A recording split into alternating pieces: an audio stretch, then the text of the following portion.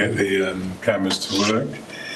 Microphones, as you know, are very sensitive and may pick up any whispered speech, even if you didn't intend it to be broadcast. Can I ask that all phones are put on silent or turned off? Please keep other sounds, such as moving papers, to a minimum. And if you're typing on your laptops, kindly keep that to a minimum. We are going to endeavour to live stream on YouTube, and a recording of the meeting will also be available afterwards. I'm not expecting any fire drill this morning, so if the alarm does sound, please follow officers out of the building and gather at the cathedral grounds, and we'll be told when we can come back. When we get to item 3 on Appendix C, if we need to discuss that, we will have to go into closed session, but we'll try and take the paper as far as we can at that point. So moving to item 1, membership, apologies, substitutions, declarations of interest. I've had apologies from Councillor Reen Shaw and I believe Mark Black. Are there any other apologies? We haven't had apologies from Councillor Emma Callahan? No? Okay. We have a note of the members' declarations. Are there any new declarations that need to be made? Thank you. Recommendations on page 5 to note. Membership of the committee, apologies and substitutes, declaration of interest. We've covered all of that. Are there any other points you want to raise at that point? Otherwise, item 2, minutes of the meeting held on the 30th of June 2025, pages 6 through 11 on your papers. Are there any errors or amendments? Any comments on accuracy? If not, can I sign those as a true record of the meeting? Thank you.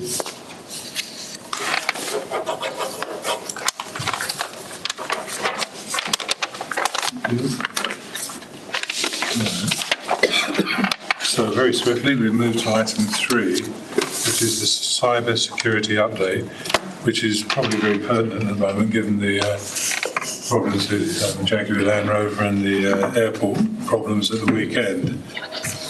This report is being taken by Ed Garces. Sorry, Ed, I've struggled with bad enough having Mr. Smith here.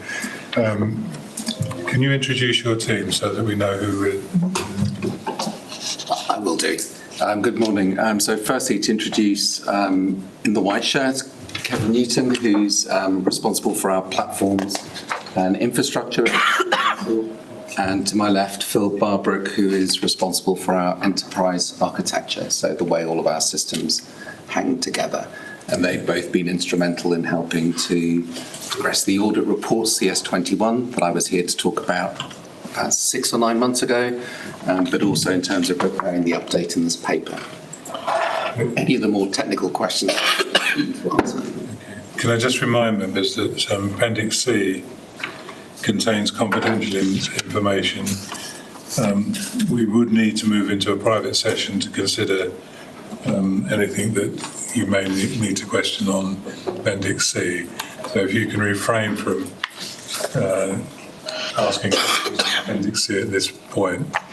Thank you. Anything in your report? So I'll do a very quick introduction, and it's very unfortunate that Councillor Lewis isn't here to talk through this report, because I know it was something of great interest to him as well. There are 3 things that we've covered in the update. The first of which is an update on the audit report CS21 that we brought here last time, that had a number of major recommendations. And all bar one of those, I'm pleased to say, have been confirmed as closed within time. There is one that's outstanding. The action has actually been completed. It just needs to be approved through governance. So that is currently working its way through the system, and I hope will be done in the next couple of weeks. So we should have closed off all of the actions in CS21 in literally the next couple of weeks.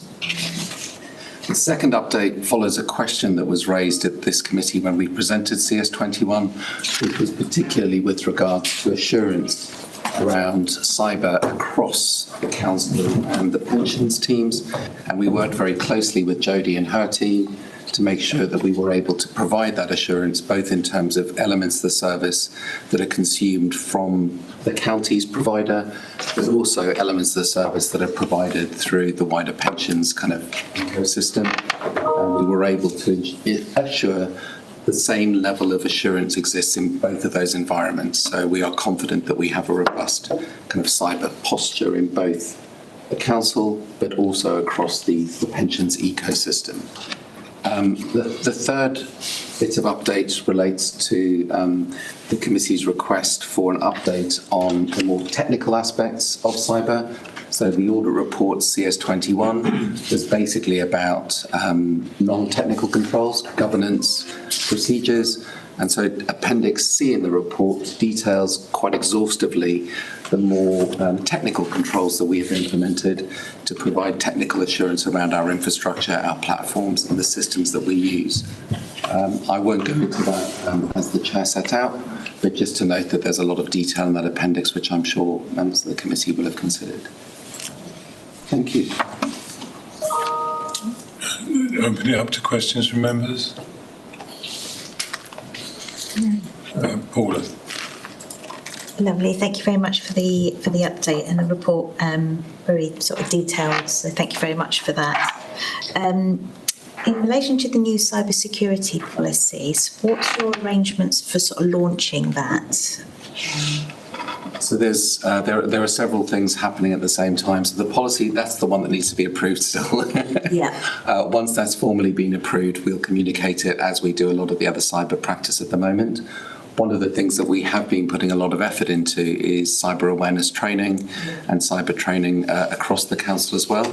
So I would hope that we'll have a coordinated communications approach that both introduces a new policy. We're already communicating it within the service and within the team, and it links to a number of our operating procedures and just the way we do things.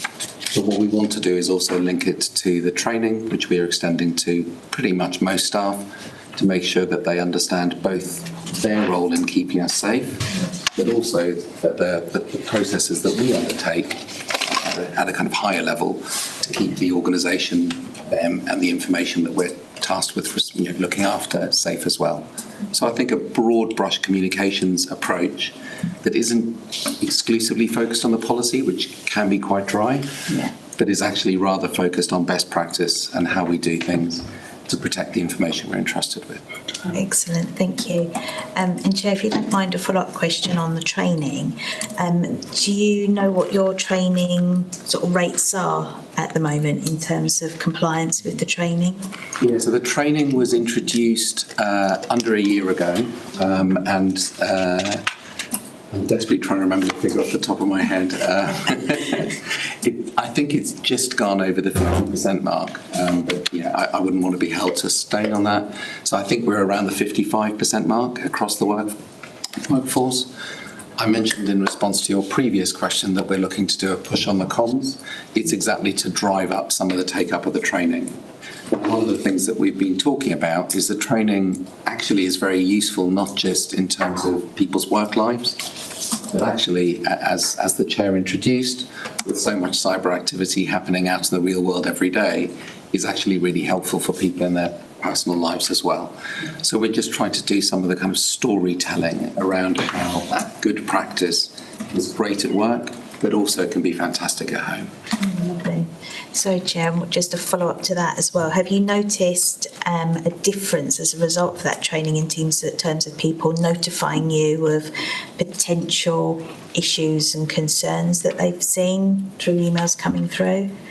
To be honest, I'm not sure we could be quite that granular. Right, okay. So we, like I think most organisations, we have multiple cyber threats that we deal with all the time.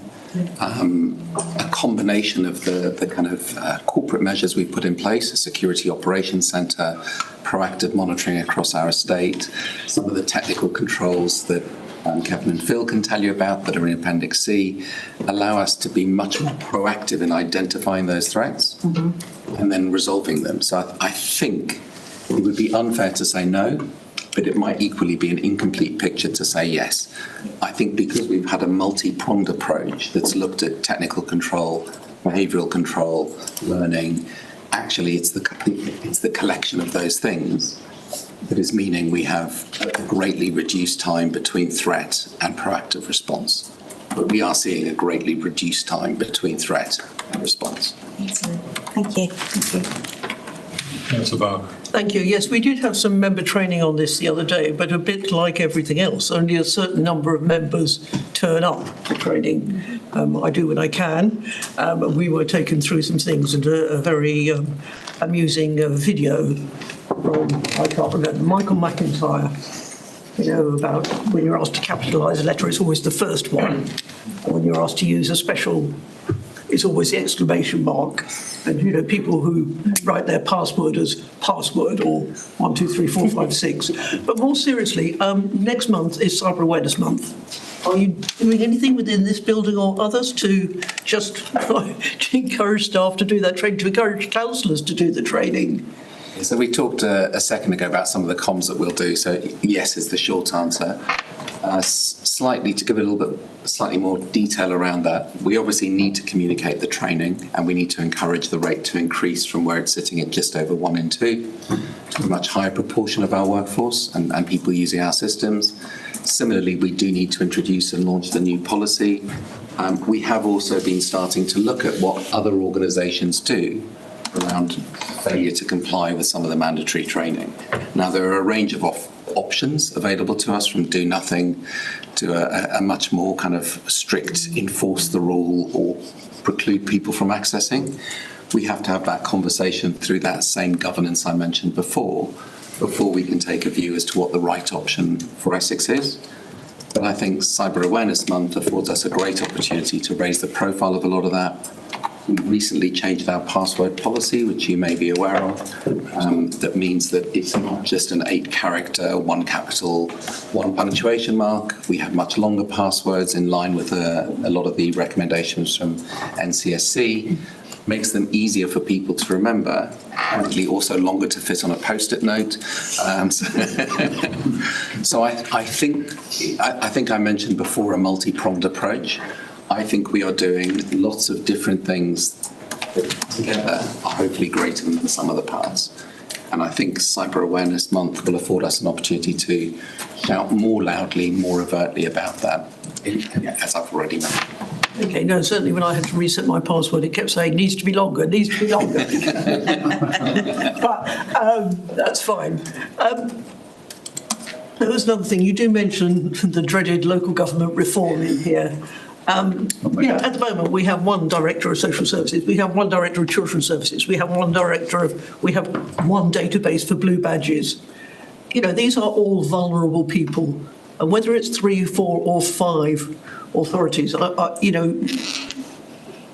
know it sounds silly, but, if we have a new authority from Colchester to Uttlesford, we haven't got anybody there who really understands the sensitivity of the data that we hold here at Essex and how, it could be exploited, and the 180,000 pensioners.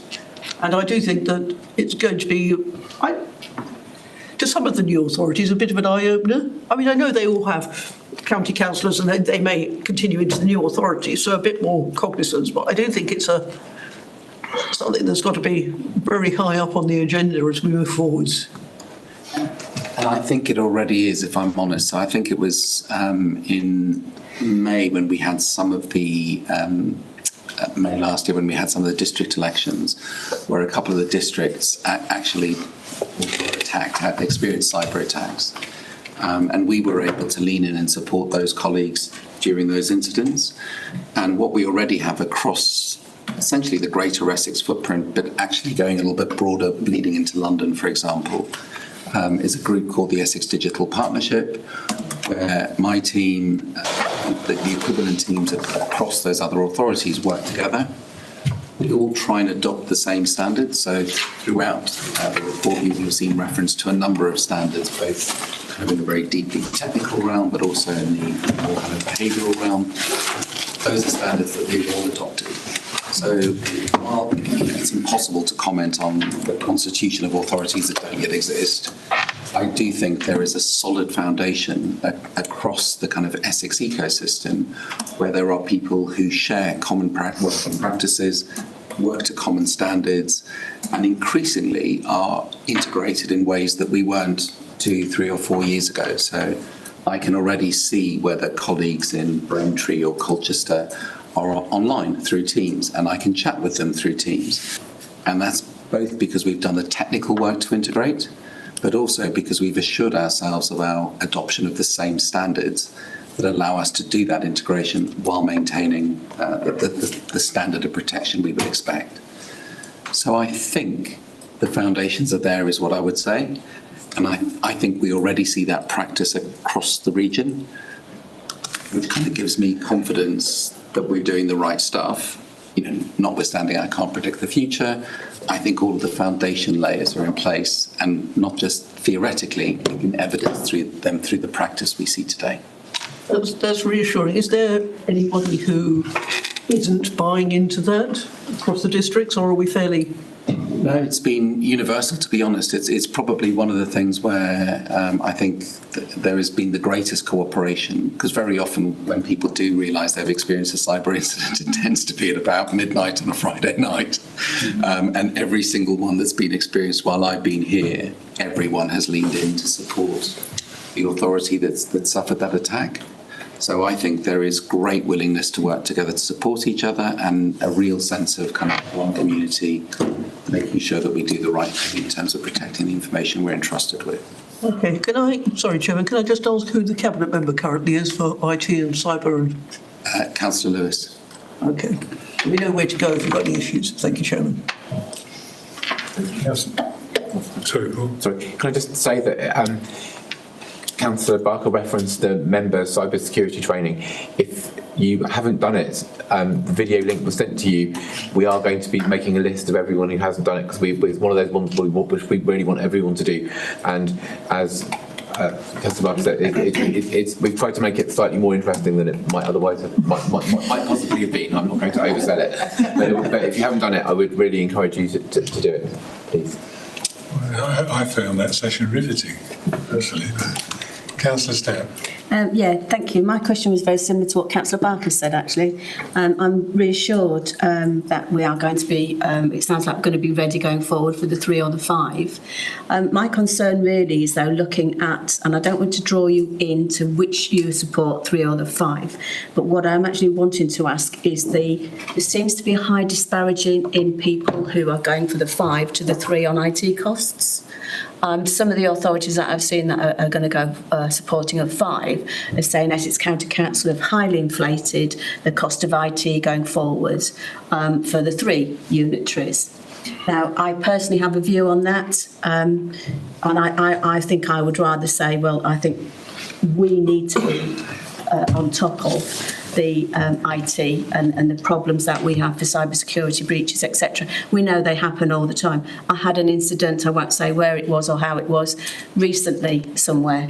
And it came to me because I was the one it came to, and it shouldn't have come to me. So we all know that everybody's vulnerable. But my question really is, have you seen the cost in the 5 and the 3 unitary from Essex County Council, cost for IT going forward to the unitaries? Do you think that's excessive, or do you think that's reasonable?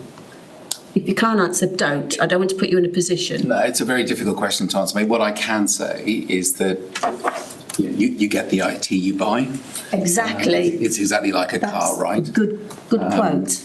And I think one of the things that is very interesting for us is how we make sure that those new entities, when they exist, are able to exercise their sovereign decision making, but also how we position them best to do that with as many options open as possible. And so the previous response I gave around standards, around working together, we're building relationships across teams.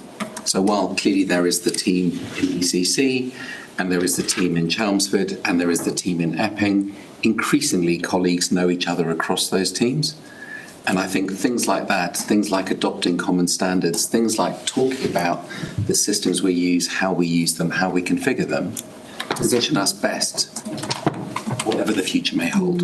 So I think I mentioned the foundations. I think we're doing the groundwork that will position us to be able to respond in the most appropriate way, regardless as to what that future holds. Through you, Chair. I think a lot of people, and I certainly am one, who don't really understand the technical side of it. We just want it to work. We expect it to do. You guys, the brain people, ladies. But I am concerned that there's maybe a lack of understanding for actually how much it costs. And to be a leader, to make sure we are fit for purpose going forward. We've just already heard from the chairman about Jaguar Land Rover, about the one system that's absolutely played havoc with airports for the baggage control, printing off boarding passes, etc. We all know what's happened to Marks and Spencer's, and it's not just them. There's loads of companies that have been attacked by, I can't remember the name of the group now, something Spiders, isn't it? The name of the IT the group of the hackers who seems to be getting into everything. And I sometimes think people do underestimate how important it is that we could protect everybody's data.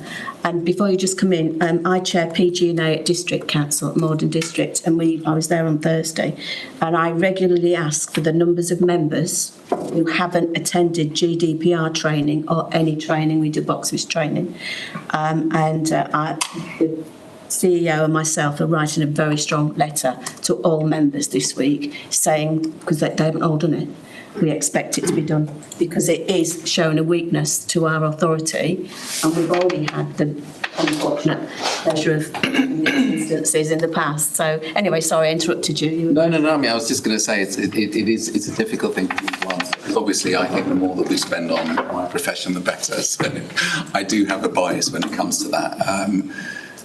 At the moment, I have no basis on which to assess whether the proposals, which I think are still in their infancy to a certain degree because they haven't really got into the implementation detail.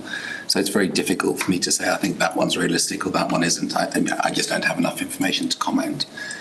But I do think it's absolutely right that we need to be much more conscious of how we protect the information that we're entrusted with, and whether that be through technical control, as you've seen in the paper today, whether that be through the behavioural and cultural controls that we talked about last time. I think it needs to be all of those. And the reason we've deliberately focused on a broad, comprehensive programme of elevating our cyber posture is because each one of those plays a vital role.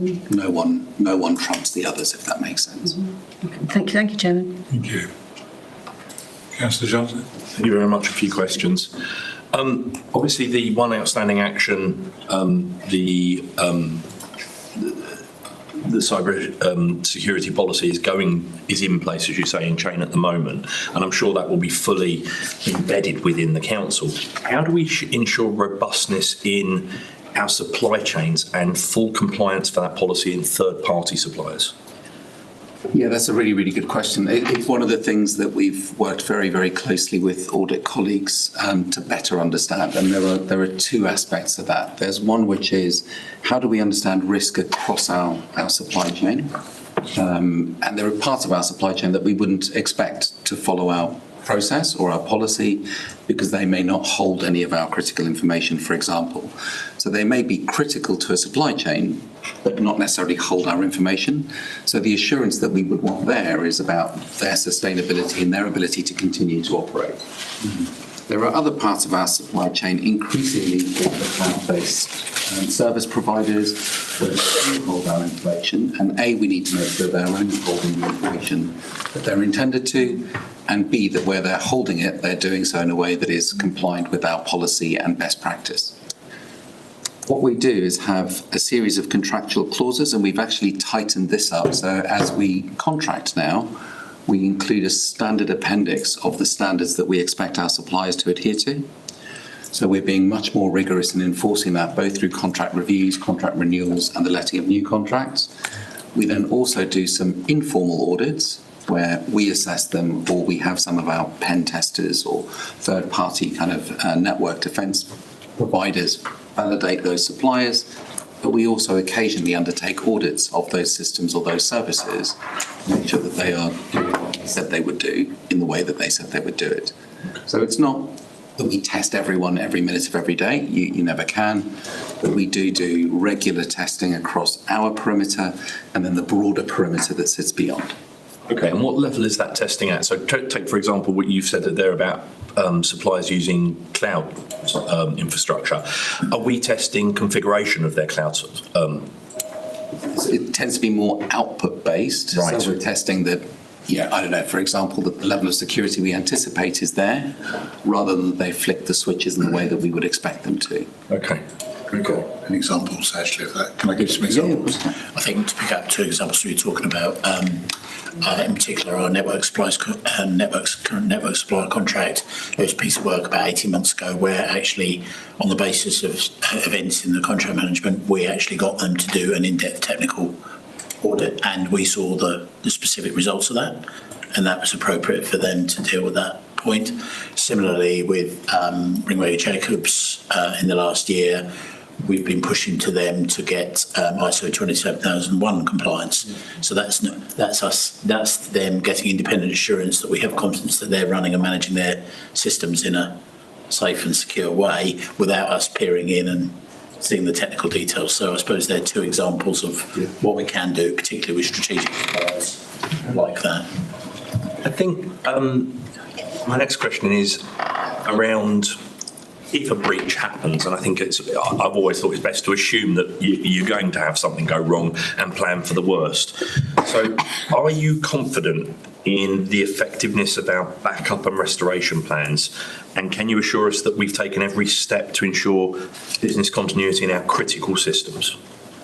So this is always a very difficult question to answer. And the language that we use deliberately is being cyber safer, not cyber safe. And the reason for that is you can never assure that you will be 100% safe. So in response to your question, have we taken all of the steps that we believe we should to ensure that we are as protected as we can be? Yes. As I mentioned before, elevating the level of compliance with our mandatory training is currently the thing that is top of my list of things to focus on. So I think we've addressed the kind of governance, policy, technical controls. And I think what we now need to do is, and I think Paul raised this as well, with regard to the member training, the same is true for the officer training. At the moment, our weakest point is people. And so we need to absolutely raise that awareness, which I think will be beneficial both for us as an organisation, but also people in their personal lives. Yeah, absolutely agree with you. Final question, Chair, and that's you talk about training, both of members and officers, and how far in that training are we going down a zero trust approach? So Kevin may want to come in as I start to answer this. So I think broadly speaking, we have zero trust across a whole load of our infrastructure. I think our primary firewalls. Yeah. So you've got micro segmentation, for example, is key. Yeah, so if we take the cloud, for example, we've moved all our services that we host to the cloud in recent years. That's a zero trust environment. So it's secured at multiple levels. It's secured on the edge itself, and as we come in, there's more firewalls. Whereas when we used to be on premises, say in County Hall, for example, there was only limited amount of protection we could put in place. So it wasn't true zero trust, but now it is. And going back to your point about backups there, what we do in the cloud as well is we use immutable backups. Mm-hmm. So they're effectively the virtual equivalent of taking them and putting them away in a cupboard. Yeah. Brilliant. So, thank you, Chairman. Really helpful. There are three more speakers now. Councillor McQuiggan, followed by Councillor King, and then Councillor Barker. Anthony. Thank you very much, Chairman, and thanks very much for an excellent report and the depth and breadth that covered. And about our wider cooperation in county is great to see it, particularly amongst the districts there, and how that's working in practice, which is good to see. Going back to the training issues and others that you mentioned earlier on, how are we measuring the effectiveness of that training and the effectiveness of the identification of threats, for example, and the depth of coverage of that, and our own compliance with some of the measures that we've taken, or measures that we're expecting staff and councillors to take. So in terms of the confidence we have in those measurement techniques and in the training that we're providing, and how is that training the way we're shaping things in the future? I think, the honest answer, I think, and Kevin and Phil may want to add on in a second, I think it's very difficult to kind of prove that efficacy in a kind of the training has had this impact, which is almost to my earlier response. I think one of the things we have noted is that many of the incidents that we experience are being reported sooner, whether that be through our own detection, through our kind of technical controls, or whether that be through officers, clicking a link that they shouldn't have and then reporting it to us. So I think that we did experience an incident recently, and I think that was reported to us within minutes rather than within days, as an example. So I think we're starting to see, but it's anecdotal evidence of behaviour change that sits alongside kind of greater technical proactive detection, if that makes sense. I think we will, I think the risk of being overly confident is complacency. And so I guess, at the back of my mind, I'm just thinking we need to be really careful not to become complacent. But I think I would feel more confident, not when we had fewer incidents, because I think that's an unrealistic target, but when we were better at detecting those incidents and when we were seeing better reporting of those incidents. So if there was like a strict correlation between someone clicks a link, we detect it, they report it almost at the same time, that would give me a very strong sense of confidence that our technical stuff was working and the behavioural stuff was working. At the moment, I don't think we even really properly measure that. We're still working on building up the strength across the different elements. I don't know whether people want to tell. I was going to add to that. As part of the governance arrangements in place on the back of CS21, we have the Cyber Committee which is a cross-departmental forum led by Ed on behalf of Ed in the service. But what we actually have there is a monthly metrics pack which is being built as we go. So there's quite a lot of detail in there already around specific technical events that our operations centre are picking up. But actually it's now measuring a broad measure of things. And I think as we understand what normal is and what exceptions are and anomalies are to that, we'll be able to start to judge the patterns. But just as a note to that, one of the kind of twisted outcomes of having a better awareness and training position in the authority is we will see an uptick in incidents and reports. And actually it's a good thing that our staff are reporting mistakes or incidents or things that happen, because it gives us sight to better improve our posture and what we do. So it's not a bad thing to report if you've made a mistake. It's a good thing because actually we can learn from it and actually make sure that intrinsically we don't make it again. So okay, thank you. Okay. David? Thank you. That and the conversation with members for me was very helpful. 3 or 4 small points, Ed, and the best of them have been taken already. I have a particular concern in the local sense as leader of the City Council in Colchester, and we're going through a conversation which is around members disliking all the changes and the impact of them in terms of their habits and patterns, and trying to navigate that productively, because we don't want to instill poor behaviours, we want to instill understanding and patience. And as somebody whose speech before full council was swallowed by the digital security protocols dog, I sort of am one of those who could be grumpy. But I think there is an understanding about the change needed, but I just wanted to understand the role, if I could, that county plays in that Essex Digital Partnership, and in particular, and we can deal with this outside with the District Council of Colchester, because I suspect elsewhere it's true, there's going to be variable levels of member and officer understanding of the challenge. Could you just talk a little bit about that landscape? I know we're in a public session, but how uneven it is, and then I'll come to my 3 other points. Of course. So I think the Essex Digital Partnership is actually not led by the county. There are, and it doesn't just include the local authorities, it includes some of the blue light services as well. So it is genuinely a partnership across the region, if you like. And absolutely, and I would include us in this, there is lots for everyone to learn through that forum.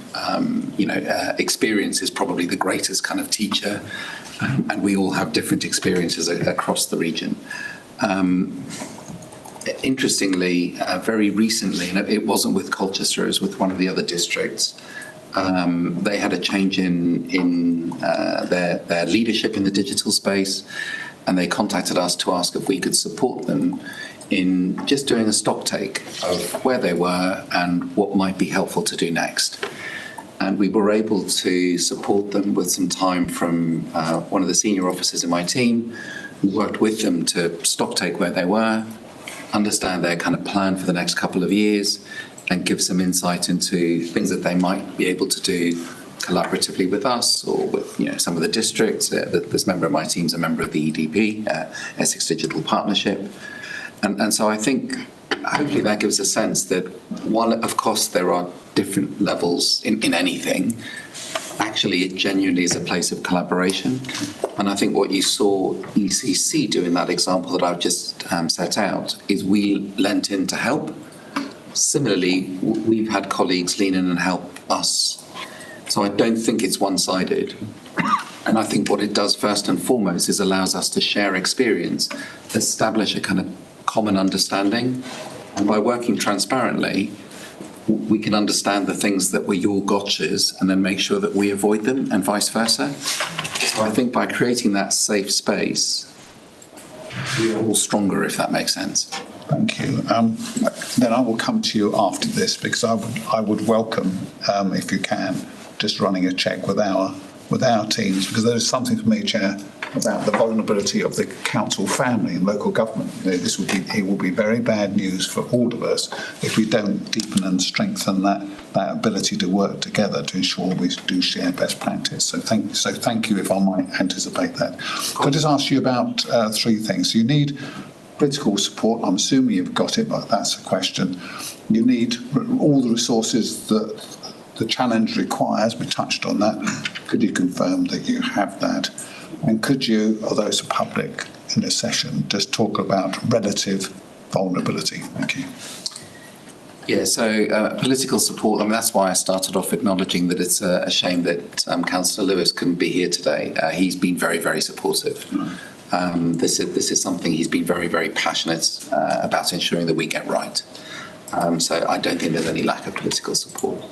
In terms of resource, I think we have very sensibly set aside some reserve funding that we can use across our kind of digital and technology landscape, and we have prudently invested in securing some of the kind of core infrastructure that Kevin's spoken about. We've also put resource into the training and some of the kind of softer side of things as well. I don't perceive that resource to be a problem. Now, I know that like every other council, we will have difficult conversations and trade-offs to make as we move through budgeting, but certainly to date, resource has not been a thing that has held us back. It is increasingly complicated though, because we are competing for a very small pool of resource, and we are not very far away from London. And the banks pay a lot more than we do. So this is something that will get harder and harder for us rather than easier and easier for us. But certainly to date, I think we are doing well. We have been looking to recruit to the new cyber team that we've built as part of the service redesign. Some of that has proven quite challenging, but I think that's something that I'm hoping we're about to resolve. So I wouldn't want to say it's all been plain sailing. It hasn't, but I don't think it's simply a case of we don't have enough resource or political support or resource in the broadest sense. In terms of your question around, I guess the kind of where do the risks sit? I guess is how I'm interpreting that one. I think it's very difficult. I think there are a few that are just worth us being aware of, in my opinion. As we head closer and closer to LGR, there is anecdotal evidence from regions who have been through the reform process that as that happens, their profile increases, and so they saw an increase in cyber threat. It's anecdotal. I can't say it's definitely going to happen. I can't say it won't. But there's probably a reasonably strong correlation between how often you're in the press and how often people have a go because they know you exist. So there is something there that we just need to be on top of, be aware of. We also know that when we go through reform, because people will move from one organisation to another, policies will change, domain names will change. There's a whole host of change that happens through that process. It's really important to make sure that people are supported through the change, to make sure that they keep on top of cyber best practice. And that's part of the response I gave earlier on. We're absolutely focusing our resource on keeping our technical controls in the good place that they're in, and in improving and continuing to improve our kind of behavioural, cultural, educational controls. We absolutely have to sustain that, in my view, beyond vesting day to keep safe. And I think that falls to my previous observation, which I think, and I don't think this is unique to ECC or to Essex, the first point of defence and therefore the first point of vulnerability is people. And so we have to keep focusing on that. And the more we talk about these things, the more we encourage people to do the training, the more real we make it, the easier it becomes over time. I guess a bit like wearing a seatbelt. Right, thank you, Chair. If I might, just one supplementary. It almost feels rude to say it, because they're being really practical with the point about people. So, Ed, you and your team, for example, right at the heart of all of this, and that will be true elsewhere. So we've always got a vulnerability with the people we have on the inside, haven't we? Could you just talk briefly about how we try to reduce that? Do you mean of an internal threat? So, I mean, there's part of the response that I can give, and then I suspect that the rest I'll need to pass to Kevin. But the part of the response that I can give is we do our very best to be as hot on process as possible. So, for example, when we have a lever, we look to process that lever almost instantly. And we're very conscious when we have levers to be aware of whether it's a high-risk lever, so we need to kind of expedite restriction to systems to make sure that there isn't a period where we're vulnerably exposed. And that's very, very seldom, to be honest. Vetting people? If HR do vetting on all of the recruitment, so we do vetting proactively at the beginning, we monitor people through, and at the very end, we look to make sure that we are managing people's departures and taking any extra prudent steps if needed.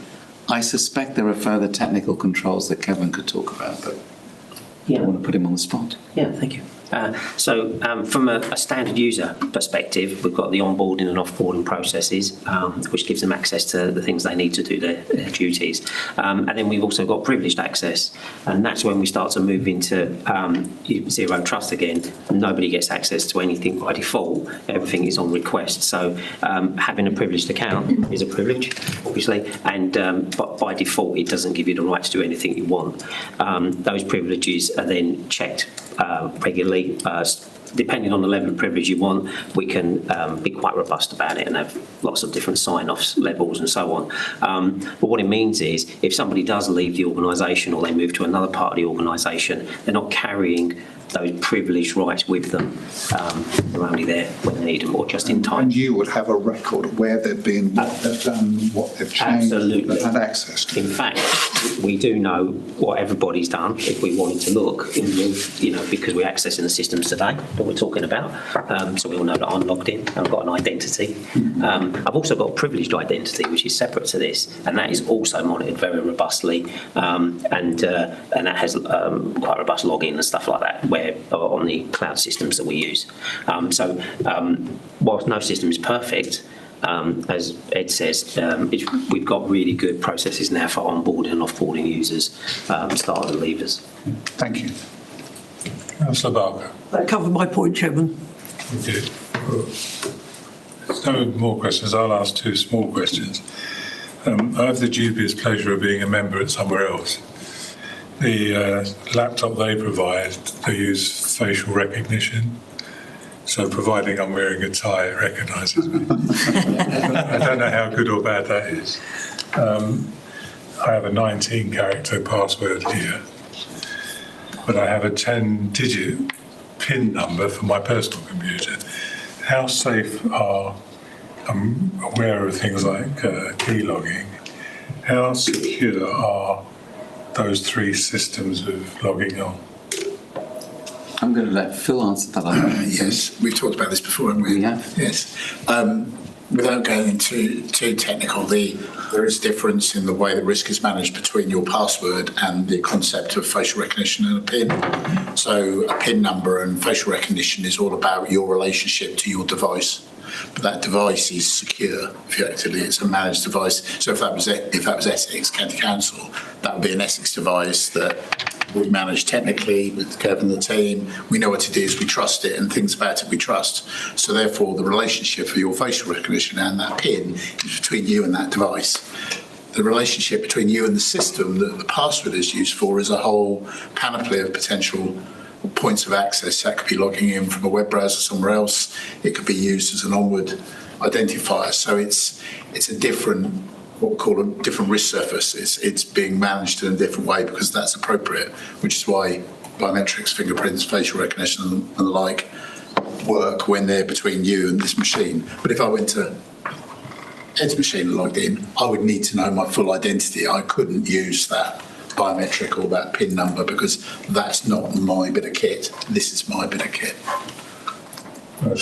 Thanks for that. The other issue, I think you touched on the learning. When Jaguar Land Rover finally sort it out, within the IT world and cybersecurity world, will there be any sharing of information of how they were attacked and the way it was attacked? Was there any? It's a very difficult question to answer. I think, and this is an observation, I think not that long ago, companies that experience cyber incidents very often didn't acknowledge that they'd experienced a cyber incident. And so just acknowledging that you have starts to share it better. But I think there are also great kind of commercial sensitivities around, there was a question around resourcing earlier on. Their cyber incident may be a consequence of poor resourcing decisions. For example, I don't know that that is obviously, but hypothetically, and they wouldn't want that to be in the public domain. So it's difficult to say whether for that particular instance there would be more sharing. I just don't know, and I think it would vary from time to time. They're in the public sector because a number of councils have been held.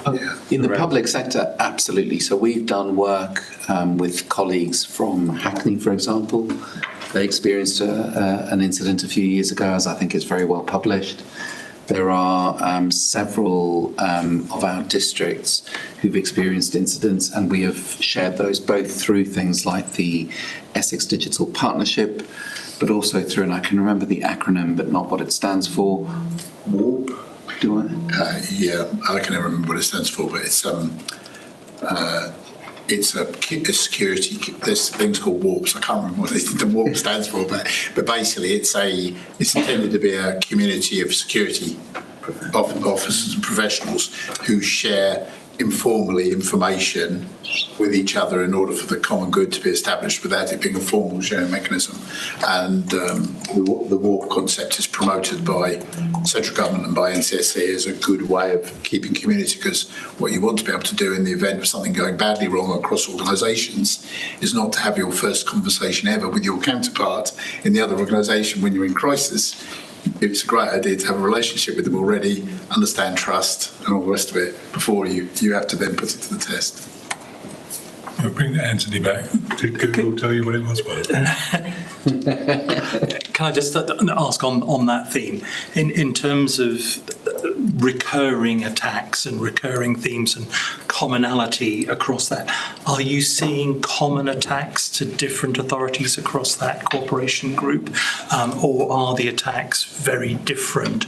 And perhaps you could also let us know a little bit about near misses that you've encountered and how that's communicated across the group.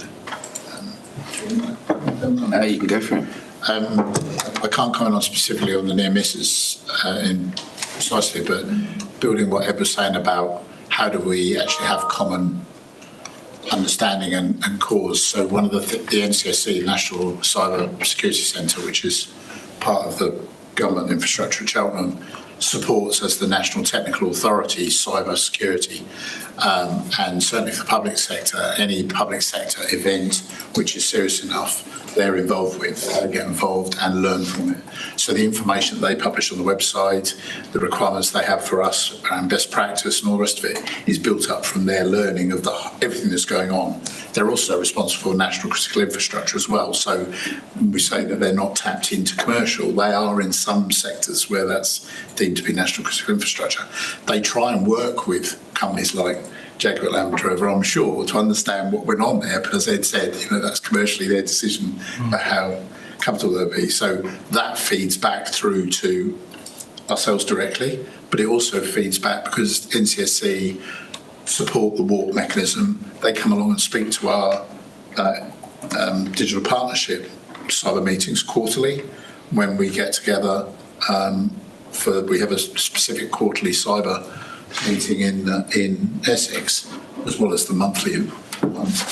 We have NCSC and MHCLG cyber representatives come along and brief us. Sometimes they brief us under Chatham House conditions where we will have some insight about things that have gone on. So we do see real evidence, and yes, there are patterns, there are common things that go on that are repeated.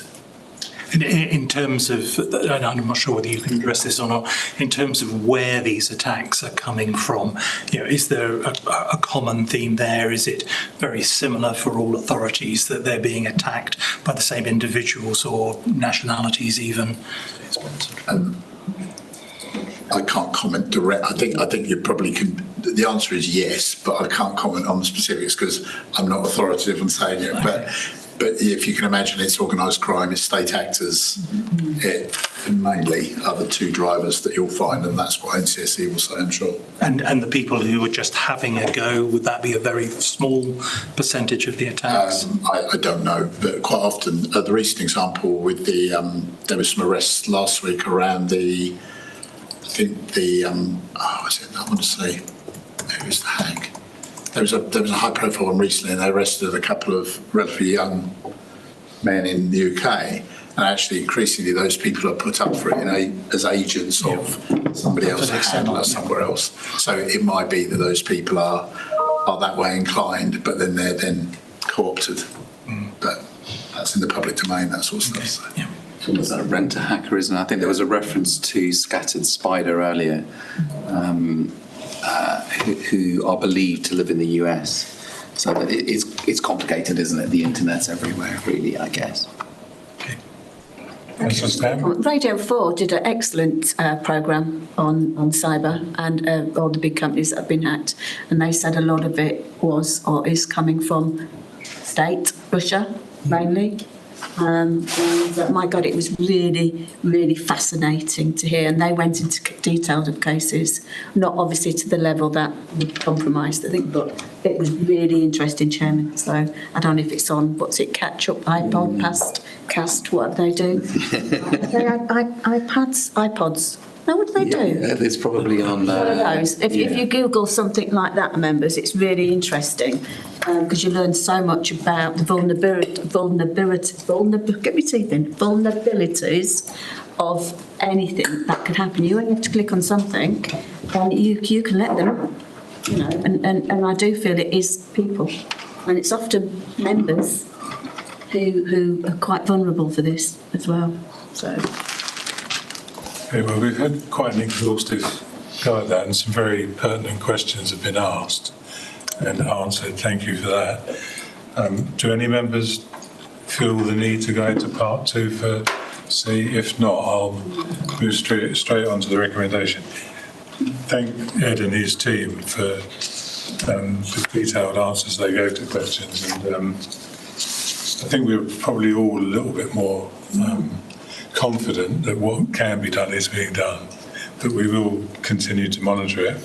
So the recommendation for this item is on page 12, that the committee note the updates included in the report. You agree to that? Agreed. That's unanimous. Chairman, I think we need to thank them as well, because when this report came last time, a few of us were really very concerned about the level, that need of improvement that was required, and personally I think you've certainly reassured me. Certainly echo that, absolutely. So thank you. I don't know if your team would like to make up or if there's anything else. I mean, maybe the main thing I wanted to do is actually extend thanks to Kevin, Phil and their teams. I think they've done a fantastic job of responding to recommendations highlighted in 2021, and I think it's good grounds to be confident. Thank you. Thank you. Thanks, Tim. Thank you all very much. Thank you. Thank you. We'll see you again, don't worry. Thanks very much. Thank you. Yes. Thank you.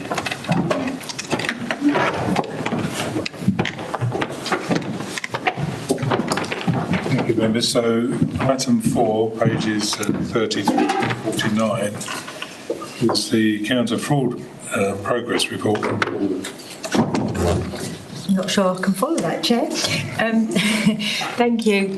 So this is our quarterly standard internal audit and counter fraud progress report. And so I'll just draw your attention to the key points of the report and then I'll take questions. So during the reporting period, 3 audits received limited assurance. Those are related to school properties, levelling up projects and CCTV management.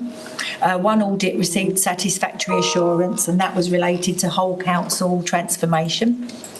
At the 31st of August, there were 8 major and 29 moderate recommendations open, and there are no critical recommendations open. Currently, only 1 of the open major recommendations is more than 1 month overdue, which is down 2 from the last reporting period, so that's good progress there. And there are 6 moderate recommendations that are more than 6 months overdue, and that's down 3.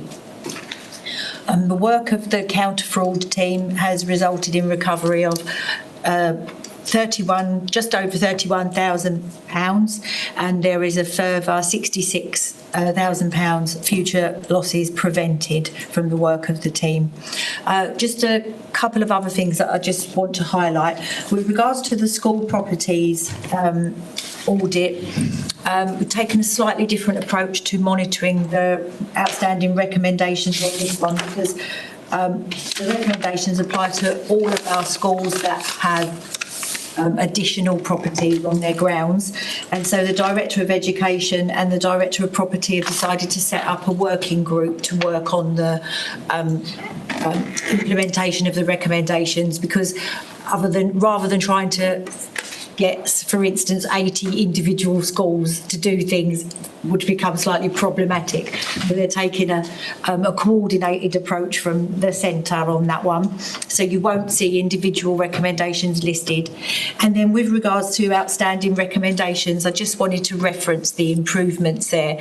So back in April, you will remember that it was agreed that an email was going to go out to all recommendation owners to remind them of the process, that they should give updates to make sure they implement their recommendations. That went out in the name of the chairman. Now, since that time, we have very much seen improved engagement. I would like to say it's wholly down to your email, Chairman, but there are other activities that are going on as well, but it's definitely been a contributing factor. So we've also done some improved reporting around outstanding recommendations from within the audit team. So they've come up with a dashboard now that we share with FLTs, which does also seem to be helping. So we'll keep an eye on that, because as I'm sure members will appreciate, this is something that if you take your eye off the ball, suddenly it will dip down again. So we'll keep an eye on that. And then if we get into a situation where we're finding poor engagement, we'll let committee know, and maybe Chairman can send out another email. But other than that, I'll take questions. Mr. Barker. Thank you, Chairman. I was horrified when I read these moderate recommendations on the economic growth levelling up projects. They're back to Bewley Park and the North East Bypass. And I remember, it was so bad that the 24-25 accounts actually mentioned the failings there. And we don't seem to have learned anything. All right, we're not at tender stage for these projects yet. But we have got to get our ducks in order. We can't have another major project spending £1 million of taxpayers' money without everything being properly accounted for. And I do wonder whether we should have whoever's responsible for these projects in to talk to us about how they're going to look at these issues, because they sound exactly like we had last time round. We don't seem to have learned any lessons. You know, this is taxpayers' money or grant money. I mean, it's all taxpayers' money. There is no other money at the end of the day. And I was really concerned when I read this. I thought, you know, am I recapping on something I saw before? Because it's only a couple of years ago, isn't it? Where I can't remember who we had in. We had somebody in because we were concerned that nobody knew who to escalate something to or where the money was going or the risk register. And this is exactly, well, to me, it reads exactly the same as the report we had a couple of years ago. So I don't know which cabinet member's responsible and I don't know which officers are responsible, but I do feel before we go any further down the line with this, we should have a bit of assurance that these projects could be slightly better managed than the last ones. I think it's a reasonable approach. It's just a matter of which of your future meetings that you would like someone to come along to, and then we'll make sure that we get that arranged. I do wonder with some of these investment opportunities, if I can call it that, whether this is all being overshadowed by LGR. You know, there's timescales for some of these. It's going to be quite lengthy. But I'm happy to work with you to see which one we could pick on, if you like. Well, I think, Chairman, if we could bring back to the committee somehow somebody, but also what we were supposed to have learned from the last time round, and because it does seem almost the same sort of issues to me, and how we're going to assure that, you know, this time round this is a bit, you know, well, a bit clearer, and you know how we're going to get around all these issues. So you'd like to look at the levelling up fund generally, or is there a cabinet member responsible for levelling up? I suspect this is going to cut across more than one, because obviously we'll have the project team, which might be. We'll look at we can look into that. We can. Yeah. Okay, we'll take that forward. I think the other item on here that probably needs to be a question around is CCTV, but I think Councillor Stamp was going to ask. I can't remember what I was saying. I was talking about it in the members' room. I was a little bit concerned about the CCTV in the fact that there wasn't point in having it. And I was told in a conversation it's a deterrent. But if the police are actually asking for evidence to be able to support prosecution and we aren't up to scratch on it, what are we doing about it, and why are we in such a poor condition? State for it. So the audit was put on the plan originally last year because there had been an issue related to evidence not being provided to the police. So that's how it came to my attention. So we put it on the plan. So obviously, once we were aware of the problems, we've done the audit, we've got the evidence that we need. Now we're going to clearly be monitoring to make sure that this can't happen again. Obviously, we can keep an eye on the implementation of the recommendations, and it's up to members whether they want to ask a director to come in and give an update on this one as well. I think it would be useful, don't you? Yeah, I did, some years ago at another place, a similar thing occurred, and members thought it was 24 hours surveillance. Some of the cameras were just taking timed views. If an incident occurred in between, you might have missed it. And the retention of images, and the quality of the retention was something that was looked at. So I think, yeah, it probably is something that could go on the work programme. So the CCTV is largely managed by MICE, the citizen management contractor. So it'd be helpful to have someone from the contract management and also from MICE to come in. But this is CC surveillance of council sites, and this is not public space CCTV. It's different. It's a different service, but it is clearly important. Still, through you, Jay, you still have crimes on our sites. I think the problem with CCTV is everybody assumes that it's working. That's right. That it's fully available, and people believe it's a deterrent. Well, it isn't a deterrent if it's not working properly. And those that would benefit from it not working properly soon figure out that it's, we'll take that away. And Chair, Brilliant.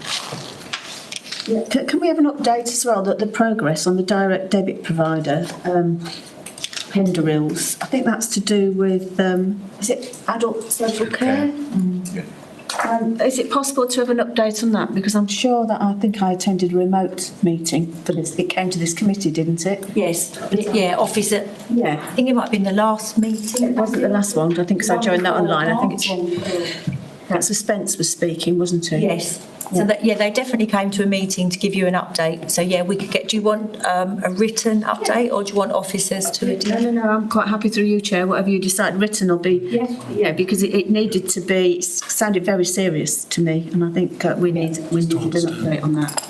And I've got one more for you, Chair. Is section 106s. I just maybe need some clarity on this. I've maybe not read it properly. But I was led to believe when it was presented here, I can't remember how many meetings ago, because I can remember them sitting over there and they've designed this new super duper spreadsheet or package that could have been rolled out. Has that now been completed, or how far away are we, and does members have access to it? Because Section 106 money is absolute, and SIL money is vital, especially going forward. We know there's a time period and how long it lasts, and we don't want to be handing it back. So is there an update on that I'm asking for as well, Chair? Seems to be a perennial problem. Is your question, Paula, Yeah, because to that, which it is, because I think in the recommendation, the information that has been given to us, it talks about them having to do some pen testing and other bits and pieces until the contract. So I wanted to know, well, what was the outcome of that? Because I think the update given was in May 25, or went out September. So we haven't had a more recent update, and I think that would probably help answer that question. Thank you, Chair. So would we like to have a written update on section 106 as well for the next meeting? the stand is due in December. December. To come back. Committee on for plan for December. Oh, okay. Okay. We're obviously already worried about that one. I think that is something we need to get on top of before LGR takes place. Yeah, definitely. Otherwise, a lot of money will disappear. Okay. Paula. Thank you, Chair. I've got a few questions, if you don't mind, Paula. On the schools audit, did the Essex County Council itself not know what school buildings that we own? No. There was no central list. Right, okay. Okay. So it was kind of a failing on both parts. Yes. And so if a school decided that they wanted to find out, there was a very convoluted process for them to go through to get to the bottom of who owned it. So we didn't have a central list, and that was half of the problem, but a contributing factor. Okay, that makes sense now, because I was thinking, we could just tell them if we knew, sort of thing, but it's not as easy as that. No, sadly not. Okay. Thank you for the details of the recommendations, etc. Is it possible that we can have on that spreadsheet that you give us with the major recommendations and the critical ones, you give us all open ones, don't you, on those? Is it possible to have any overdue moderate ones added to that? Because I think some of those were overdue by quite some significant period, and it might be useful for us to have a look at what the comments say against those, so again we can challenge why they're taking so long. That would be interesting. Yeah, I think that would be. Yeah, because we don't want to include all of the moderates. No, just the overdue. Too many, but just the overdue ones. Yeah, okay. Yeah, we can add that in for next. I think that would be helpful, because that will give us a picture, particularly if some of the moderate ones relate to a critical or a major. You know, they're part of the same audit. That would give us a better understanding about how well managers are dealing with audit recommendations, I think. And then I just had a couple of questions on the counter fraud side of things. you've noted in the report that there's been a slight drop in referrals. Is that something that you're concerned about? Is there any particular reason, or do you just think that that's just the natural sort of flow? Yeah, so I would say it's probably the natural flow. We did earlier on in the year, we did pick up on a drop-off of referrals coming through the direct payments monitoring team. And so Karen and the counter-fraud team did some training. And so we saw better engagement after that. But yeah, no, it wasn't anything that I was particularly worried about, because we don't have a massive amount of referrals that come into the team just because of the nature of the stuff that we do here. Yeah. So it wasn't anything that we were particularly worried about. No, that's great. And then, sorry, Chair, the final question is, do you know the last time that you reported to the committee around compliance with the CITFA's Fighting Fraud locally and the, sort of the fraud standards and bits and pieces? So when we do the annual report, we always go through, update our self-assessment. Right, okay. So there would have been a small paragraph included in there to say which parts of that we're compliant with. So that would have been, we probably did the self-assessment in May, and then that would have been included in the June report. Right, okay, so we'll expect that next June again, around about that sort of time. And do you include in that where you consider the biggest risks of fraud for the authority? No, we don't habitually include our fraud risk register in that report. Would it be something that perhaps maybe we could see at some point, just to give us a bit of an overview? Yeah. I think it would put the work that the team does into perspective in terms of where the risks sit as well. Yeah, okay. Thank you. Yeah. Did you have an idea of timing? Do you want that for the next meeting? Or? Whenever it fits with your programme, that'd be fine. Thanks. Yeah, that's me. Thank you. Anthony. Thank you, Chairman. Just going back to the school premises issues and things, it was touched on briefly in the report. I just wondered if you could expand a little bit. Given the confusion over the ownership of those premises, are we confident now that that's been taken away and dealt with satisfactorily, particularly in terms of resources that schools are going to have to provide to those properties they didn't know they owned, and to the county council for the properties that they didn't know that they owned, and that those are now adequately resourced? So I can say that I'm confident that the working group that's been put together is going to start to pull together improvements. At this moment in time, I wouldn't be able to say how successful that they have been up to this point. This is quite a recent audit, in fairness. But I think we need to be clear is that schools aren't going to be getting extra resources in terms of cash to do maintenance to the properties. This is going to be a process about helping them to manage their responsibilities in relation to the properties. Because what we found was there was quite a number of schools have these properties that used to be caretakers' houses. This is the most common scenario. They're no longer used as caretakers' houses because we don't have residential caretakers very much anymore. And so either they're not used at all and have sort of fallen into a bit of rack and ruin, or they're being used for other purposes. But the maintenance hasn't kept up with the actual usage that's going on. So this is not going to be a quick fix on this, because each school is going to have their own individual requirements, and so we need to update the policy. We need to make sure that we know who owns what and who's responsible for what, and then we need to make sure that the right health and safety checks are being done by the schools, because some of them weren't doing the health and safety checks. So there's lots of different issues that need to be worked through. So I can give you assurance that in maybe 6 months' time we'll be able to see an improvement there, but at the moment I would say it's not. We wouldn't have got very far in that process because this has been quite a recent piece of work. Thank you. And if I may just follow up on that, it sort of begs the question on other assets that the county council may or may not have. I was thinking particularly in terms of things like bus shelters and the disparity with some of the lists that parish councils have, for example, on which bus shelters they think they own and which ones the county council own and are responsible for, particularly in terms of the new contract with the advertising organisations. And I just wondered if that had somebody done an exercise there to consolidate those lists so that we understand which assets we own and which the parishes own, or other third parties? So I don't have enough knowledge myself to be able to answer that question. So within our property directorate, there are people that have responsibility for asset management, but I don't know whether that would include bus shelters. Paul's going to jump in. So bus shelters are obviously on the highway, so they're not a property asset in that sense.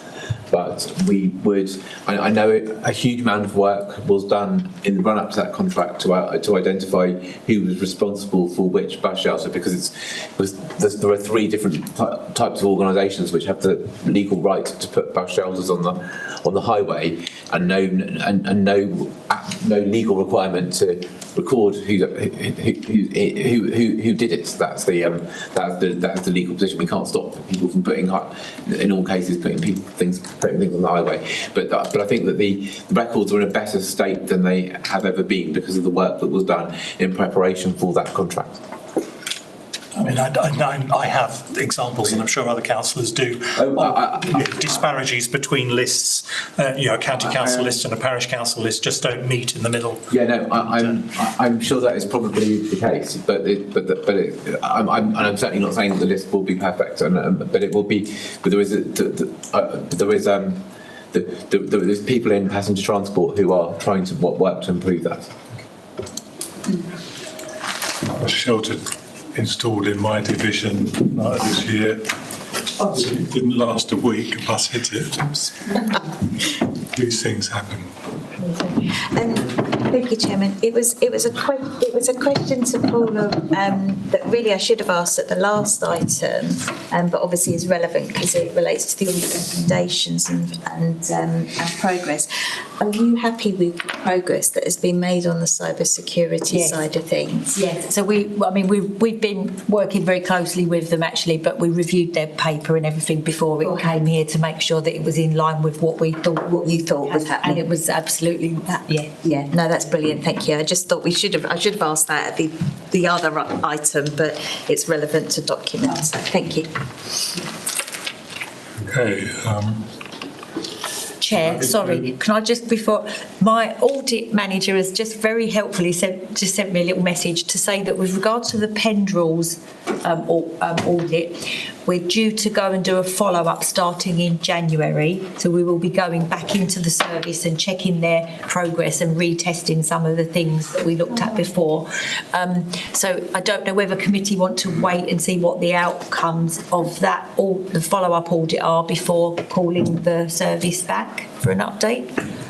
That makes sense. Or do you want something sooner than that? It makes sense, but even if we have a short note on what has actually happened since the meeting, coming forward to going to January, so the progress that's been made, the plan, what they're going to do because it's quite a serious thing. Absolutely, yeah. Yeah. Yeah, it's no assurance, wasn't it? It was, yeah. I was a bit shocked myself. Okay, so we'll get you a brief update for the next meeting, and then we can obviously then bring the results of the audit back after Christmas. Through your chair, not huge. I don't massive report, just a few lines to say, Okay, so as far as item 4 is concerned, that was for to receive the report. Agreed. Item 5 is a risk management update from Paul again. So this is the risk management update that I bring you every 6 months, and appended to the report is a copy of the current strategic register for the council. I've just given you an update in the report on all of the activity that's gone on across the council in terms of the various risk reviews that have taken place, CLT workshop, that type of thing. And other than that, I'll take questions. And as I always say with this report, I will do my best to answer questions about the individual risks, but I may need to take the questions away to get you the answer if I don't know. Councillor Barker. It's on page, it's 111, so it's to do with SEND, and we've got lots of acronyms in here, because I've then got, in brackets, HNB overspend, and then we talk about IPES. So This reads, the HNB is in a deficit budget position which will transfer to the balance sheet of ECC when the statutory override ceases. So what is the statutory override? Where does the deficit position sit now? And what are we reviewing IPES for, which I understand is individual personalised employment support? So, I mean, a bit more of an explanation about that risk. Where does the deficit sit now? If it's not on our balance sheet, where is it? I think Paul might maybe answer that. Okay. And what, you know, by the time this goes on our balance sheet, we won't exist anymore. So whose balance sheet will it go on? Well, so there's there's structural overspend in the higher needs block, which is basically a government funding stream for this, these services. No, I think it's true to say that no council has got enough money to meet the needs of the block, and CIPFA issued an override saying that you didn't have to put it in your balance sheet. So I'm waiting for Christine to kick me under the table here.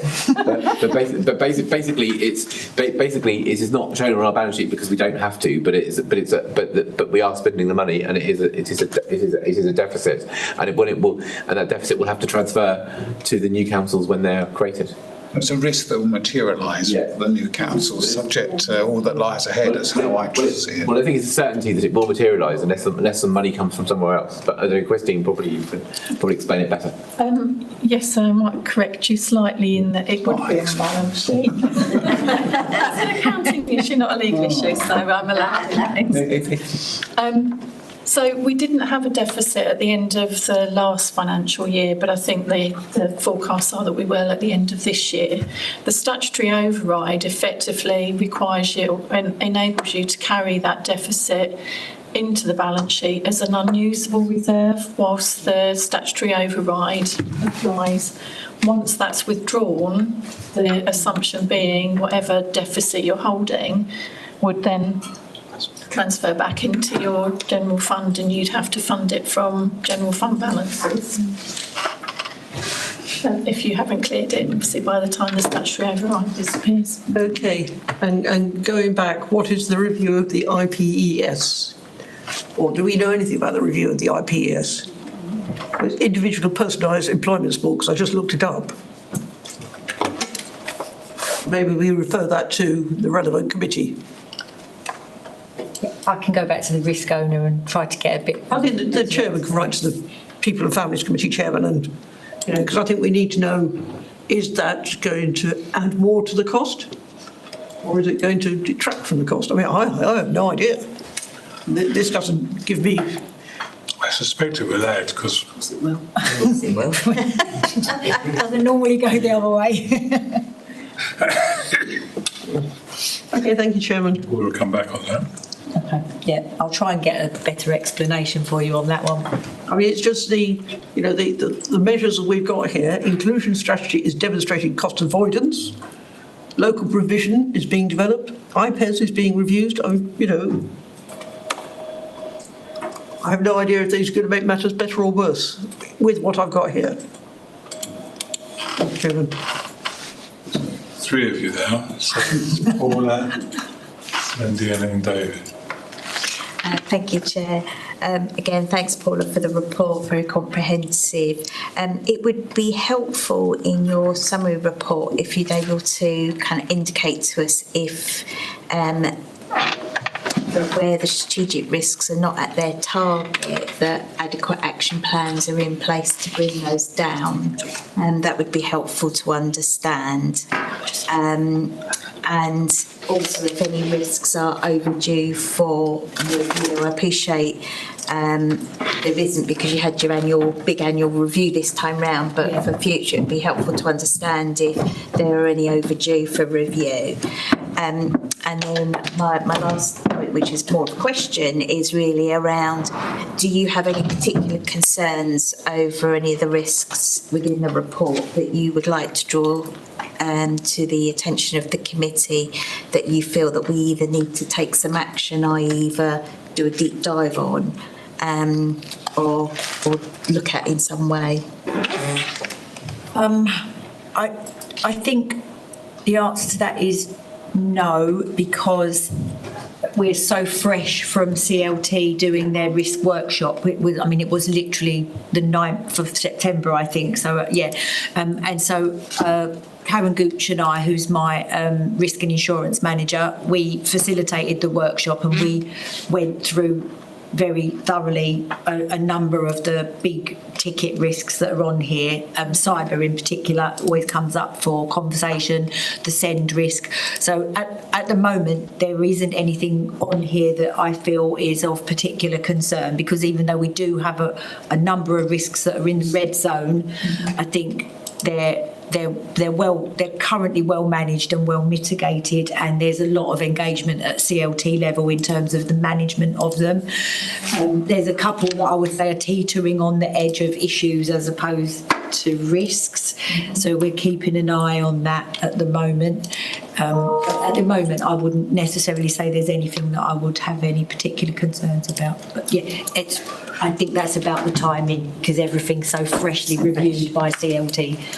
Okay, lovely, thank you. Councillor Stan. Yeah, mine is two things. Could I ask that the report is in bigger font? And the red, the strategic risk register. Yeah, it's so hard. So I'll try my best, or I will try my best on that. But this is a standard report that's generated by our risk system. So we've quite often tried to sort of tweak it to make it a bit more accessible and not had much luck. But if I can get it bigger, I will. Or even just the boxes, the red with the black.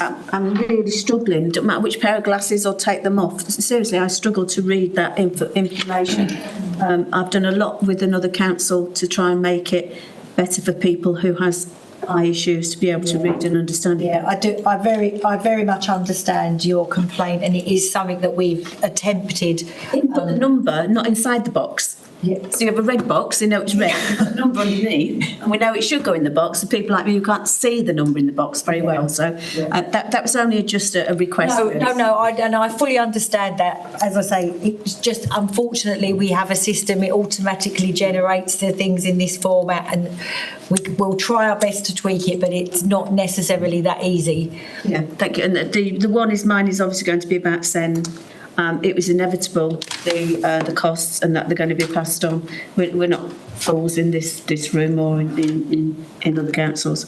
I just wondered about the threat, which was the 0107, which is, I just wondered when does the team envisage that the 44 weeks, 6 days is going to be less, because there is that risk. And I sit on PAF, and I know that they've worked very hard to try and reduce the time, and they've put in massive resources in. I think we all know when we get our board plans and the information coming, CMSs or what they're called, the extra funding, additional funding is going to be put in to try and alleviate the educational health care plans.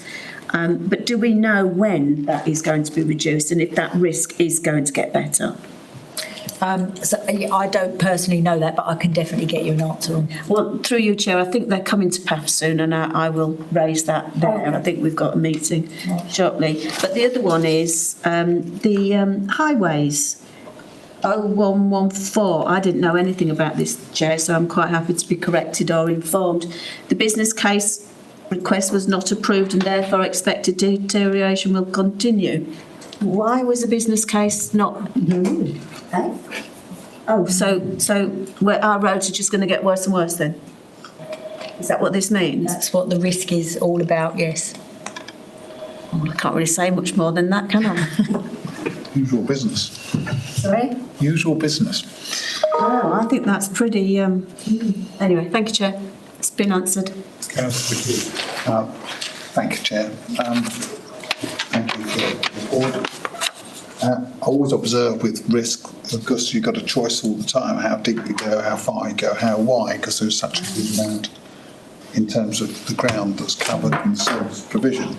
The LGR catches my eye in particular, SEND and others did too, but on LGR, the thing that I think is missing is, although there is this wider statutory duty to ensure the books balance, there is a particular challenge for the new unitaries who are being told, we don't know yet what the configuration will be, but all of you are going to struggle to provide services you don't provide now. There's going to be a disaggregation challenge for the county, which could add cost and be a risk in its own right. But there is also this budgetary piece about the challenge that's being carried forward. And I think there's something I'd like to see this risk address that.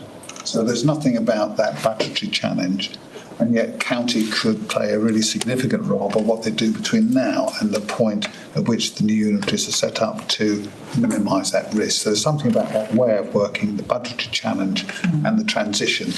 And we talk about, I guess you could say it's implicit, but we really sort of it looks a snapshot of today rather than a forward look, I suppose. Does that, if that makes sense? It does, yeah. So there was as you can imagine, there was quite a long conversation about the LGR risks at Affinity, and there was a number of voices in the room that felt that the risk was higher than we were currently expressing it.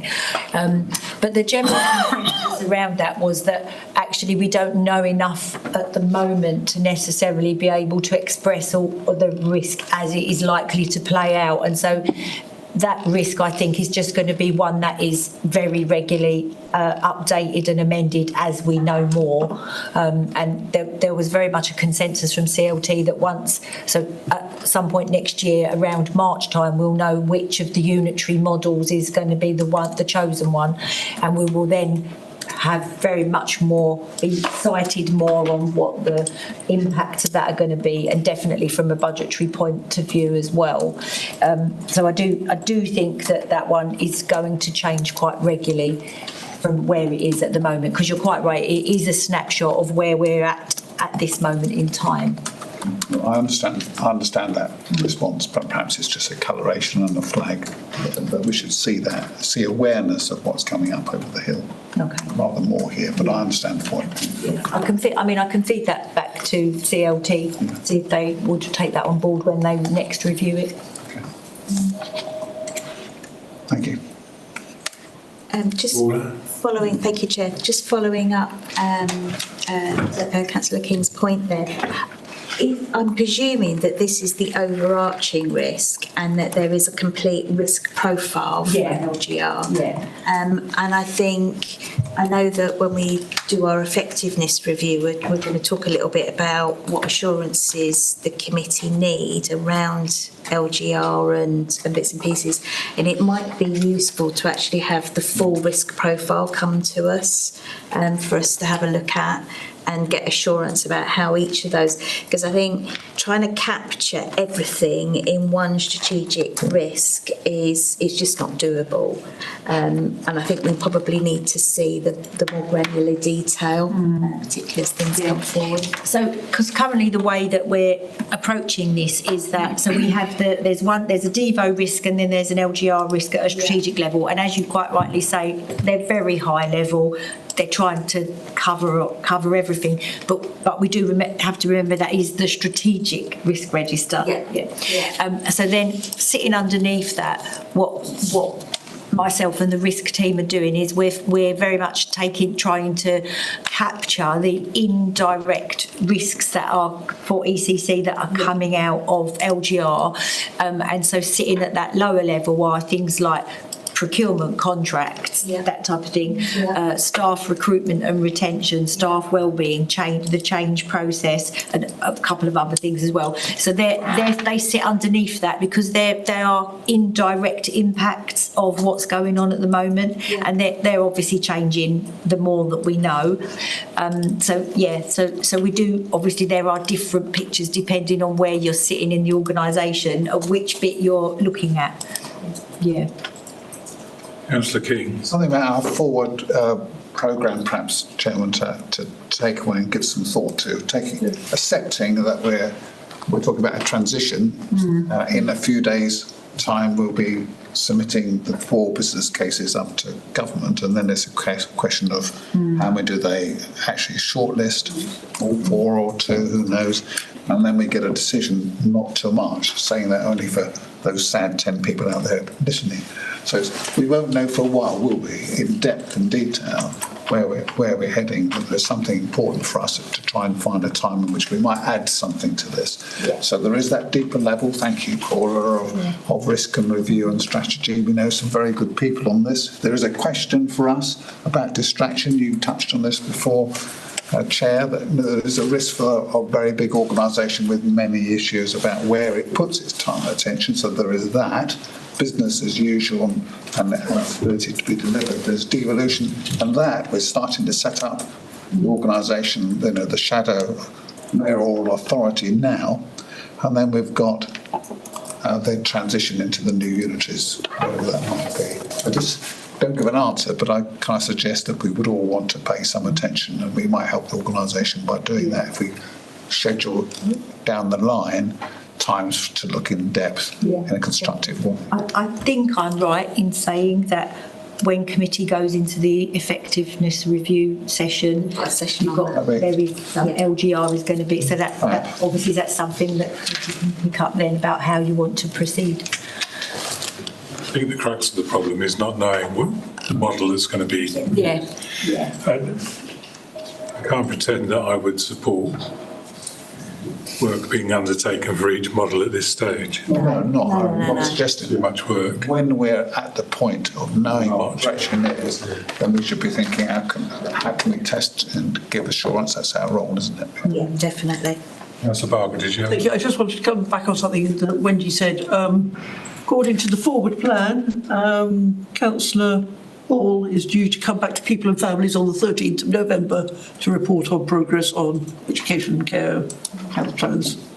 So we should get an update there and see what. I seem to remember they were up to about 50%, I've heard somewhere, of plans delivered within 20 weeks. Yeah, I thought it was fine. He's coming back to that committee in November. Okay, so that I think concludes item 5, which was the risk management update. That report was just for noting. Noted. So we move swiftly on to item 6, which is the surveillance and use of covert human intelligence source policy and procedures, which is Paul. So it's one of my favourite reports to the committee. So we have power to carry out direct surveillance in certain circumstances, and we have power to use covert human intelligence sources, which effectively look like informants. We don't use those powers because we either don't need to for the ways in which we operate, or we might work with the police, and the police would use those powers, so that it's much easier for the police to do them. But what we are required to do is we're required to have a policy, I'm required to report to you about the use of those powers, which is what we don't, and we're also inspected on it by the Surveillance Commissioner, so we have to be. I mean, there is a serious point to it, which is we have to make sure that people know when they're going to do something which might cross a line, and so that they can get a proper authorisation. And we also have to make sure that if we did want to get one, we would know how to. So it is important. So it's important to bring this report every now and then. We've updated the policy to have regard to changes in staff and brought it into a corporate format that the changes are minimal, and the inspection that we have, because local authorities make very little uses of the powers. It used to be a full day of someone coming to the council. Now it's a phone call with me, which might last 15 minutes. But they just want to make sure that we know what we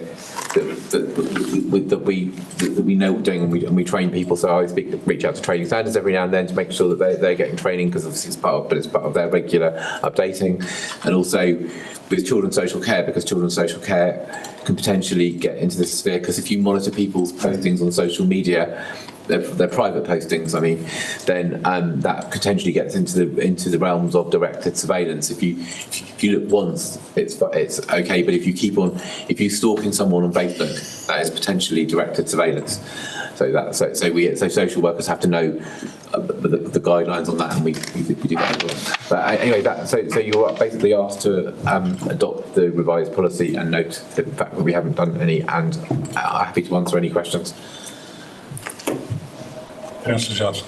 Thank you. Member involvement. The report says that we should be best practices or code of practices that we should be getting statistics on usage quarterly. Yes. I don't remember seeing any of those, even if it's just there has been zero use. Yeah, so we don't use, so the code of practice says it's quarterly. We don't do it quarterly because it would just be, it would be every meeting. But we do bring an annual report on this. So you would, the annual report, but it was just the question that code of practice says quarterly. And so it's not legally binding, and it's also no other council brings it quarterly. It's just that I'm just fessing up to the fact that we don't comply with that aspect of the code of practice. The commissioner is aware of that because no local authorities do it. I think they introduced the quarterly time at a time when they thought, when local authorities did make a lot more use of it, but it would be not a good use of anyone's time to keep on saying we still aren't using it. I mean, even doing it annually feels a bit. Yeah. But Chair, sounds like the code of practice should be updated then, and we should feed that back to the commissioner. Yeah, well, it's the Home Secretary's code of practice, but yes, we should feed that back. Paula? Yeah, thank you. I mean, I'm used to seeing other local authorities only doing it annually because nobody uses it. But obviously, if we were using it, it would be right to be quarterly. But I think annually is sufficient. Yeah, absolutely. How often do you update the policy? So So we look at it every year. We don't necessarily, quite frequently does not need updating, if I'm honest. But I think the last time was, I'm going to say around 4 or 5 years ago that we changed it because it's not that we forget about it. It's just that it's not big changes that needs it. Yeah. Exactly. It would be helpful going forward that any changes in documents are tracked changes so that members can see what exactly has been changed. But I appreciate that the whole formatting changed this time round, so it might be difficult this time. But the changes are minor. But yeah, we would normally want to do that. Thank you. Paula covered some of it. It was just in the event, when we're making the change to that, in terms of quarterly reporting or not, could we have a report in the event that it was used within the quarter? We could potentially. I mean, it would be. It sort of reminds you of the scene in Ghostbusters where they sort of say we got one. I mean, but yes, I think we might be so excited we might even send an email. But I wouldn't hold your breath. Okay, members, we're the recommendations on page 68. The committee review and approve the draft update of the direct surveillance and human intelligence policy procedure RIPA in the form appended to the report. Are you happy to approve that? Thank you. So moving swiftly on item 7 is the work programme. You'll find that on 98, 99. Yeah, noted. Any comments on the work programme? I think we've added a couple of them. Through the effectiveness review, we might end up adding some bits and pieces. So. Okay. With your indulgence, I'll close the meeting. We just exclude the press and public first. Sorry. So just so that the confidential appendix can remain confidential. You just need to move the. Oh, so we can't disclose it. So. Do you want me to read out the press and public are excluded from the meeting during the consideration of the remaining items of business on the grounds that they involve the likely disclosure of exempt information falling within Schedule 12A to the Local Government Act 1972. So we exclude hordes of public. I second you. Agreed.